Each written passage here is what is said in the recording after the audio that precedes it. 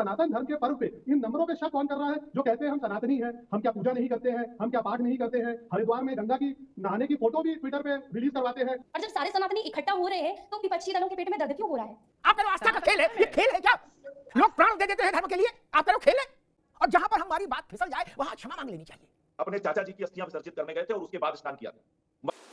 नमस्कार दोस्तों, शेखर की बात लाइव में आप सबका स्वागत है। उम्मीद करता हूं आप सब बेहतर होंगे। चाहे सत्ता हो, न्यायपालिका हो या मीडिया, हमारा लक्ष्य सत्य की स्थापना कर सनातन पर हो रहे लगातार प्रहारों का समुचित जवाब देना है, ताकि लोगों तक सही जानकारी सुगम व सरल माध्यम व भाषा में पहुंच सके। अगर आपको न्यूज एनालिसिस, डिबेट वीडियो देखना पसंद है तो आप बिल्कुल सही चैनल पर आए हैं। चैनल को बार बार न ढूंढना पड़े, इसके लिए चैनल को सब्सक्राइब कर लें और बेल आइकॉन को जरूर प्रेस कर लें, ताकि जब भी कोई नई वीडियो आए तो आपको उसकी सूचना तुरंत मिल जाए। और दोस्तों, अगर आपको वीडियो थोड़ी बहुत भी पसंद आती है तो वीडियो को लाइक और कमेंट में जय हिंद, वंदे मातरम, भारत माता की जय, जय श्री राम, जय श्री कृष्ण, जय हनुमान या हर हर महादेव लिखना न भूलें, क्योंकि आपका एक एक लाइक कमेंट्स चैनल के लिए संजीवनी का काम करता है और हमें आगे बढ़ने के लिए और वीडियो बनाने के लिए प्रेरित करता है। तो चलिए दोस्तों, फिर बिना देर किए चलते हैं हम लोग मेन डिबेट पर। चलिए शुरू करते हैं। इसके पीछे का मंतव्य क्या? ये आंकड़े भारतीय जनता पार्टी के कार्यक्रम के तो है नहीं, ये पूर्ण कुंभ महाकुंभ के आंकड़े हैं। और इसमें जो गया वो भाजपा का ही हो ये भी जरूरी नहीं वोटर।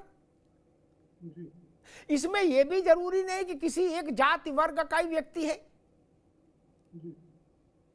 ये तो सबका है, कुंभ है। और कहा जाता है भाई कुंभ केवल भाजपा का थोड़ी ना है, ये भी कहते हैं सपा वाले। और फिर ये भी कह रहे हैं कि ट्रेनें सब खाली जा रही, कुंभ खाली पड़ा, वहां कोई है ही नहीं। इसके पीछे क्या मंतव्य लग रहा है? अमिताभ जी, मैं एक आंकड़े से डिबेट शुरू करूंगा। 2016 में 2,35,000 लोग अयोध्या दर्शन के लिए गए थे। 2024 का ये आंकड़ा 16 करोड़ है। इससे ये देखा जा सकता है कि क्या बदलाव है। दूसरे, ये जो 8 करोड़ का जन सैलाब कुंभ में आया है ना, इस 8 करोड़ में ये पहचान में नहीं आ रहा कि कौन हिंदू है, कौन दलित है, कौन पिछड़ा है, कौन अगड़ा है। पीडीए ढूंढे नहीं दिख रहा है, इसलिए ये परेशानी का कारण है। तीसरे, अखिलेश जी जो कह रहे थे ना कि गोरखपुर से ट्रेन खाली आ रही है, तो गोरखपुर से जो बुलेट ट्रेन चली थी उसने यूपी में सारे स्टेशन उखाड़ दिए हैं। यही समस्या का कारण है। लेकिन सनातन धर्म के लिए सबसे बड़ी परेशानी क्या है कि आज सनातन धर्म के पर्व पे इन नंबरों पे शक कौन कर रहा है जो कहते हैं हम सनातनी हैं, हम क्या पूजा नहीं करते हैं, हम क्या पाठ नहीं करते हैं, हरिद्वार में गंगा की नहाने की फोटो भी ट्विटर पे रिलीज करवाते हैं, उस पे लोगों से कमेंट भी कराते हैं कि देखिए हम भी गंगा नहा रहे हैं। लेकिन एक एम नाम के वोट के लिए, उसको एकत्रित करने के लिए कांग्रेस और सपा ने सारे सनातन के प्रति बैर खड़े कर दिए हैं। किसी भी आयोजन में, कोई भी आयोजन हो सनातन धर्म का, उसको कुंभ हो, राम मंदिर हो, उसको भाजपा से जोड़ के उस पर अलग अलग तरीके के कमेंट करते हैं। लेकिन मैं ये समझ रहा हूं, मैं ये जान रहा हूं कि जैसे संभल में हो रहा है, जहां जहां खुदा है वहीं वहीं भगवान है। जहां जहां खुदा ढूंढा जाएगा, जहां जहां खोदा जाएगा, वहां वहां भगवान मिलेगा। ये लोग सनातन धर्म पे जितना भी सवाल उठाएंगे, धर्म और प्रचंड होगा। जी ठीक। साध्वी निहारिका जी, कुंभ में ट्रेनें खाली जा रही तो और अच्छी बात है, फिर तो सबको जाना चाहिए। खाली पड़ा है कुंभ, ऐसे में तो नहा ही आए। नहीं भाई, भीड़ के ही डर से आदमी बचता है। अब तो जब अखिलेश जी ने कह दिया कि ट्रेनें सारी खाली जा रही हैं और वहां के जो वीडियो आ रहे हैं वो दूसरे दृश्य दिखा रहे हैं, इसके पीछे क्या राजनीति दिखती है? जी सुन पा रहे हैं क्या? जी हाँ हाँ, आवाज आ रही है आपकी। मैं ये कहना चाहती हूँ सबसे पहले कि अगर ट्रेनें खाली जा रही होती तो इस समय हमने न्यूज के माध्यम से ही देखा है कि फ्लाइट्स के टिकट बहुत महंगे हो गए हैं। अगर ऐसा होता तो फ्लाइट्स के टिकट महंगे क्यों होते? जो टिकट 3,000 का है वो आज 17,000 का है। और विपक्षी दलों का काम ही है सरकार के खिलाफ प्रोपागेंडा फैलाने का। जबकि 2013 के कुंभ में जब विपक्षी दलों की सरकारें थी तब भी 12 करोड़ श्रद्धालुओं ने संगम में स्नान किया था। जी। तो आज उन्हीं आंकड़ों पर सवाल क्यों, विवाद क्यों? क्योंकि ये किसी सरकार का महाकुंभ नहीं है, पूर्ण कुंभ नहीं है, ये सनातनियों का कुंभ है। और जब सारे सनातनी इकट्ठा हो रहे हैं तो विपक्षी दलों के पेट में दर्द क्यों हो रहा है? जी ठीक बात है, ये सवाल मैं पूछूंगा दुबे जी से। दुबे जी, किसी भी समागम में या किसी भी स्थल पर कितना फुटफॉल हुआ, कितने लोग आए, इसके गणना के लिए एक व्यवस्था है।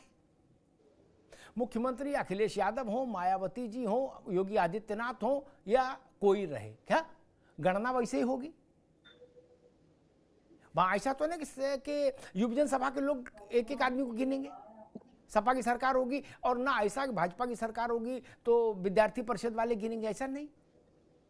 आप लोगों ने ऐसा ही प्रचार राम मंदिर के समय भी शुरू किया था, हालांकि उसकी हवा 2-4 दिन में निकल गई थी, जब ऐसे दृश्य आ गए कि रात में 3 बजे से सारी सीमाएं सील करनी पड़ी, इतना ट्रैफिक बढ़ गया वहां अयोध्या, इतने लोग पहुंच गए कड़कड़ाती ठंड में।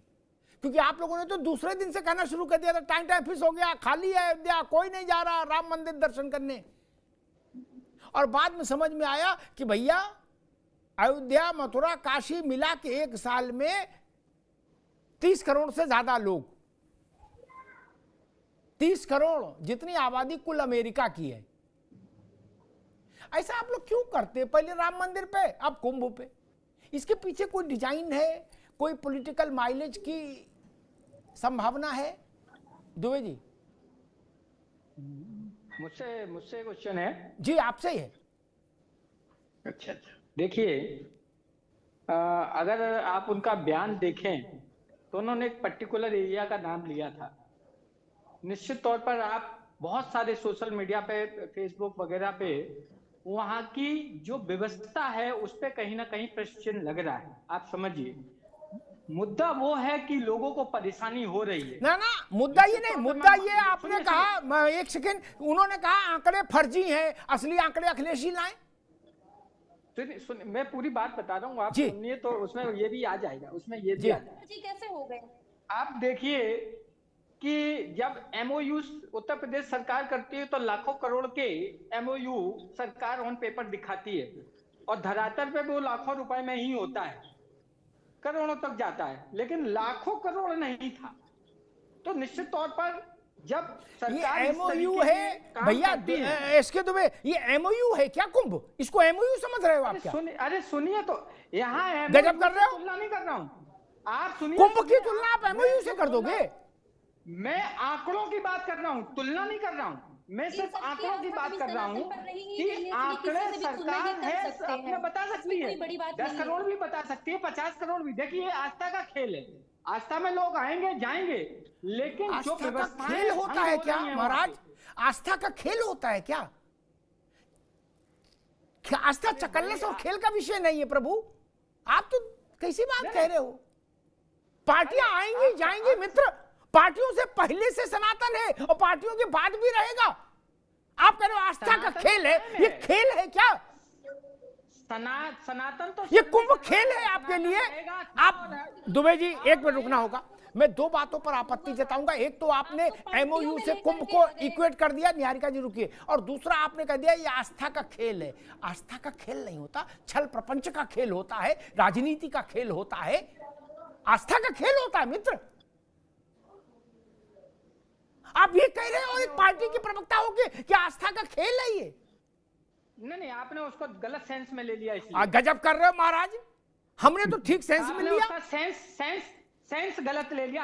हमारे कहने का जो आप मीनिंग निकाल रहे हो, हमारा उससे उलट मीनिंग। ये खेल का मतलब ये होता है कि हमारे साथ खेल ना करो, इस बात को बोलते हैं ना गांव देहात में, ऐसे बोलते हैं। आपने कहा ये आस्था खेल है। कनक का मतलब धतूरा भी होता है, कनक का मतलब सोना भी होता है। ये सामने पर डिपेंड, वो सोना समझता है, धतूरा समझता है। ये दुबे जी, आपके लिए पूजा पाठ, धर्म, सनातन, अध्यात्म ये खेल हो सकता है, भारत के लिए नहीं मित्र। हमारे लिए खेल नहीं। लोग प्राण दे देते हैं धर्म के लिए, आप कह रहे हो खेल है? भारत धर्म को धारण करता है। भारत की आत्मा धर्म को धारण करती है दुबे जी। अग्नोत्री जी वही मैं फिर बात बोल रहा हूँ कि कनक का मतलब धतूरा भी है और कनक का मतलब सोना भी है। अब आप उसका सेंस अलग ले लें तो हम उसमें हमारी परेशानी नहीं है, उसमें ठीक। आपकी दिक्कत है। ठीक, हम अपनी दिक्कत दूर कर दें, फिर आनंद दुबे के पास जाएंगे, क्योंकि हम तो भाई अब दिक्कत कहीं भी अपने शो में नहीं रहने देते। अपने किसी मेहमान के साथ कोई दिक्कत रहे, ये मुझे स्वीकार्य नहीं। उन्होंने एक हिंदी की बात कही कि वो है कनक कनकते 100 गुनी मादकता अधिकाय, या खाए बौराए जग बा पाए बौराए। वहाँ से वो लाए हैं कनक धतूरा और सोना। लेकिन जब एस.के. दुबे जी ये बोलेंगे कि भैया हमारे गांव में गुड्डू कनक खा के मर गया, तो धतूरा ही समझा जाएगा उसका मतलब है। और जब ये बोलेंगे कि भैया आजकल गुड्डू की 5 उंगलियां घी में हैं, कनक के बिस्कुट घर में रखे, तो सोना समझा जाएगा। इतना बौरा ना समझो महाराज किसी को। आप भी गजब करते हो। बोले ये आपकी दृष्टि है, दृष्टि कैसे होगी?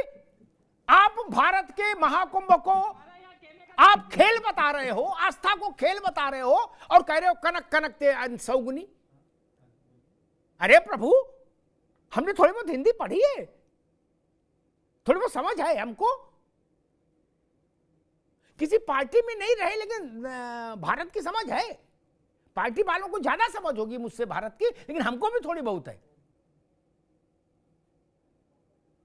और जहां पर हमारी बात फिसल जाए वहां क्षमा मांग लेनी चाहिए। मैंने कहा पार्टियां आएंगी जाएंगी, नेता रहेंगे जाएंगे, कोई अमर है क्या?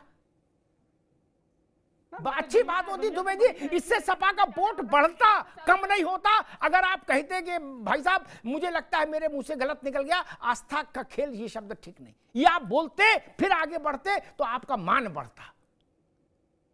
थेतराई ठीक नहीं ना, थेतराई समझते हैं ना आप उसको गलत संदर्भ में ले गए, तो ये हमारी यही थेतराई है, यही थेतराई है। नहीं, इसी का नुकसान राजनीति में होता है। मैं तो नुकसान फायदे से परे हूं, मुझे चुनाव लड़ना नहीं, लेकिन जिनको चुनाव लड़ना है उनसे गंज डुंडवारा में आदमी पूछेगा, कहो भैया ये खेल था, ये खो खो हो रहा था कुंभ में कि कबड्डी हो रही थी? जो लोग वहां कल्पवास करते हैं इस भीकर भीषण सर्दी में 40 दिन, और पता नहीं कितने लोगों को पता है कि नहीं, फिर दुबे जी कह देंगे दृष्टि नहीं, ये समष्टि का मामला है। जो कल्पवास करते हैं, निहारिका जी मेरी बात से सहमत होंगी, उनके लिए एक परंपरा है हमारे यहां, नियम तो नहीं कहूंगा, एक मान्यता है। परिवार से शुभ समाचार आए या अशुभ समाचार आए, क्या संतान हो गई कोई या कोई दिवंगत हो गया, तब भी कल्पवास छोड़ा नहीं जाता। इसको आप खेल बता रहे हो, इसको आप खेल बता रहे हो। मर भी जाए परिवार में, अगर आपने कल्पवास का संकल्प लिया है, आप कल्पवास तक वहीं रहेंगे। ये कुंभ है मित्र, और आज से नहीं, आदि अनादि हजारों साल से। एक बार मैंने कहा था 2500 साल पहले का तो एक प्रमाण दिया था। तब तो कोई पार्टी थी नहीं ना, चुनाव भी नहीं होते थे। इसलिए खैर आनंद दुबे जी, मैं ये समझना चाह रहा हूं कि रामलला के मंदिर में लोगों ने आना बंद कर दिया, प्रचार नंबर 1। प्रचार नंबर 2, कुंभ में आंकड़े फर्जी हैं, लोग नहीं आ रहे, ट्रेनें खाली जा रही। इसके पीछे मंतव्य क्या? हम करें मान लीजिए खाली कम आदमी जाए या ज्यादा आदमी जाए, इससे राजनीतिक दलों का क्या लेना देना? नहीं, सरकार को आंकड़ा बताना इसलिए जरूरी है ताकि वो तो सरकार है, उसके पास तो भाई व्यवस्था की जिम्मेदारी है। वहां कुछ भी ऐसा हो जाए जो नहीं होना चाहिए तो कटघरे में सरकार खड़ी होती है। उस पर हम काउंटर क्यों करने जाएं कि भाई सरकार ने कहा 7 करोड़, हम कहने 6 करोड़ है, दोबारा से गिन लो, ऐसा तो संभव नहीं। दुबे जी। सर जी, 2 तरीके से मैं अपनी बात रखूंगा। पहली चीज तो ये कि गोस्वामी तुलसीदास जी ने लिखा है कि जाकी रही भावना जैसी, पर विमूरत देखी तिन तैसी। तो जिसका जो भाव होता है उसे चीजें वैसी ही दिखती।